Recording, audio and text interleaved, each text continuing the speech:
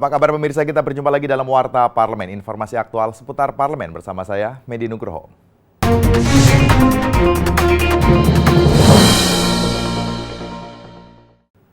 Komisi 11 DPR RI mengapresiasi upaya pemerintah Provinsi Bali dalam mengendalikan inflasi yang selalu berada di bawah tingkat inflasi nasional. Meski demikian, pertumbuhan ekonomi Bali justru terus meningkat di atas rata-rata pertumbuhan ekonomi nasional. Komisi 11 DPR RI mendorong daerah-daerah lain untuk mencontoh Provinsi Bali. Komisi 11 DPR RI melakukan kunjungan kerja spesifik ke Provinsi Bali baru-baru ini guna mengetahui permasalahan terkait kinerja keuangan daerah dan menggali masukan dari Bank Indonesia mengenai permasalahan perbankan di Provinsi Bali. Dalam kunjungan kali ini, Komisi 11 DPR RI melakukan pertemuan dengan Kantor Wilayah Bank Indonesia Provinsi Bali, Badan Pusat Statistik Daerah, dan Pemerintah Provinsi Bali. Wakil Ketua Komisi 11 DPR RI Marwanci Ahsan mengatakan Badan Pusat Statistik atau BPS Provinsi Bali mengungkapkan 2 kota di Provinsi Bali yakni Denpasar dan Kabupaten Badung mengalami deflasi.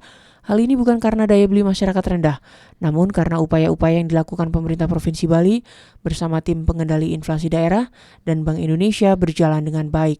Dan sudah mendapatkan penjelasan dari Kepala BPS Provinsi Bali tadi kan disampaikan bahwa terjadi deflasi baik di Denpasar maupun di Kabupaten Badung bukan karena daya beli masyarakat rendah, ya. Ini indikatornya kan pertumbuhan Bali tinggi. Anggota Komisi 11 DPR RI Michael Jeno mengatakan Bali adalah salah satu provinsi yang relatif makmur. Inflasinya selalu lebih rendah daripada di tingkat nasional. Salah satu provinsi yang relatif makmur. Kita lihat dari inflasi. Inflasinya selalu lebih rendah daripada inflasi di tingkat nasional. Anggota Komisi 11 DPR RI yang lain, Sukiman, menilai tim pengendali inflasi daerah di Bali telah bekerja secara efektif dan maksimal. Pertumbuhan ekonomi di Bali juga di atas rata-rata pertumbuhan ekonomi nasional. Angka kemiskinan dan pengangguran di Bali pun mengalami penurunan. Dari sisi pengendaliannya cukup baik, timnya bisa bekerja secara efektif dan bisa lebih maksimal. Kita mengetahui bahwa Bali ini memang di atas rata-rata pertumbuhan ekonomi nasional, dan ini saya pikir memang bagi Bali memang cukup lebih baik lah ya. Dari Provinsi Bali, Teguh Biantoro, TVR Parlemen melaporkan. Untuk mendorong agar pelaksanaan 20% anggaran pendidikan nasional efektif dan tepat sasaran, Komisi 10 DPR RI membentuk Panitia Kerja atau Panja Sarana dan Prasarana Sekolah agar anggaran pendidikan tersebut dapat dimanfaatkan untuk memperbaiki sarana dan prasarana sekolah di seluruh daerah di Indonesia. Ditemui usai rapat dengar pendapat dengan Dirjen Kementerian Pendidikan dan Kebudayaan di Gedung DPR RI baru-baru ini, anggota Komisi 10 DPR RI Reni Marlinawati menyayangkan sikap pemerintah terkait kebijakan di sektor pendidikan, padahal anggaran pendidikan nasional sebesar 20% dari seluruh anggaran APBN yang ada. Namun masih banyak anak sekolah yang harus menempuh perjalanan ke sekolah dengan bergelantungan dan menempati ruang kelas seperti kandang ayam. Menurut Reni, dari 2.000 triliun APBN, ada anggaran sekitar 400 triliun rupiah yang dialokasikan untuk dunia pendidikan di Indonesia. Memang 400 triliun itu kan tidak sepenuhnya untuk pendidikan yang tadi saya sampaikan. Di dalamnya memang ada anggaran yang dikelola oleh kementerian-kementerian lain.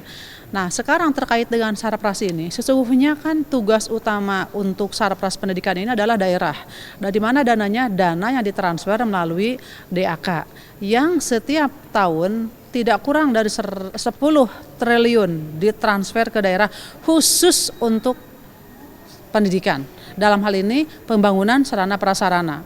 Anggota Komisi 10 DPR RI Marlinda Irawati mengatakan kondisi sarana dan prasarana pendidikan di seluruh Indonesia saat ini masih sangat memprihatinkan. Marlinda mengaku banyak dana bantuan operasional sekolah atau BOS yang ada di daerah dikembalikan ke pemerintah pusat karena dana tersebut tidak bisa digunakan untuk membangun sarana dan prasarana pendidikan. Banyak sekali sarana dan prasarana sekolah yang tidak memadai lagi. Memang ada dana BOS, tapi dana BOS itu ternyata pemanfaatannya tidak bisa digunakan untuk pembangunan fisik. Kadang-kadang ada yang sekolah malah mengembalikan dana BOS karena tidak bisa digunakan itu keperuntukannya, nanti bisa diperiksa oleh KPK.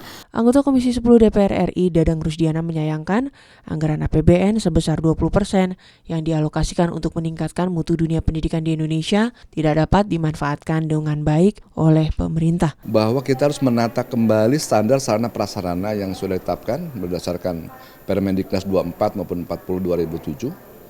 Tentu kita membutuhkan sekolah dengan sarana prasarana yang lebih baik yang bisa benar-benar membuat nyaman orang untuk bersekolah sehari penuh. Habibie Mahaba dan Aang Jauhari, TVR Parlemen melaporkan. Ketua DPR RI Ade Komarudin meminta kepada wartawan yang meliput kegiatan DPR agar turut andil dalam membangun demokrasi dengan menyajikan berita-berita yang membangun dan mengedukasi masyarakat. Sekretariat Jenderal DPR RI bekerjasama dengan Koordinatoriat Wartawan Parlemen menggelar press gathering yang berlangsung di Wisma Gria Sabha DPR RI, Cisarua, Bogor, Jawa Barat. Acara yang bertema membangun spirit kebersamaan pimpinan, Sekretariat Jenderal, dan wartawan Koordinatoriat DPR RI dihadiri Ketua DPR RI Ade Komarudin, Sekjen DPR RI Winantuning Tiastiti, Kepala Biro Pemberitaan Parlemen, dan seluruh wartawan anggota Koordinatoriat DPR RI. Salah satu agenda utama gathering kali ini adalah pemilihan Ketua Koordinatoriat Wartawan DPR RI. Dalam kesempatan tersebut, Ketua DPR RI Ade Komarudin meminta para wartawan ikut andil dalam proses demokrasi, salah satunya dengan membuat berita yang membangun dan mengedukasi masyarakat. Terkait pemilihan Ketua Wartawan Koordinatoriat DPR RI, Ade Komarudin berpesan agar proses pemilihan berjalan dengan demokratis. Ya, saya cuma bilang tadi saya iri ya kan, dengan institusi lain di mana kebersamaannya antara wartawannya dengan institusinya berjalan dengan baik. Di sini saya belum menemukan dengan baik. Sekretariat Jenderal DPR RI Winantuning Tiastiti menyampaikan pihaknya mengharapkan kerjasama yang baik dengan seluruh wartawan yang melakukan peliputan di lingkungan DPR RI agar tercipta suasana kondusif, terarah, tanpa mengurangi sedikit pun asas independensi setiap berita yang dibuat oleh seorang wartawan. Karena kita memahami ya tugas wartawan itu ada independensi, mau menuliskan apa saja, tapi kita berharap dalam koridor yang juga baik gitu, ikut membangun DPR menjadi institusi yang kuat gitu. Fajar Ilhami dan Rangga, TVR Parlemen melaporkan. Demikian Warta Parlemen kali ini, sampai jumpa pada Warta Parlemen berikutnya. Terima kasih atas perhatian Anda. Wassalam.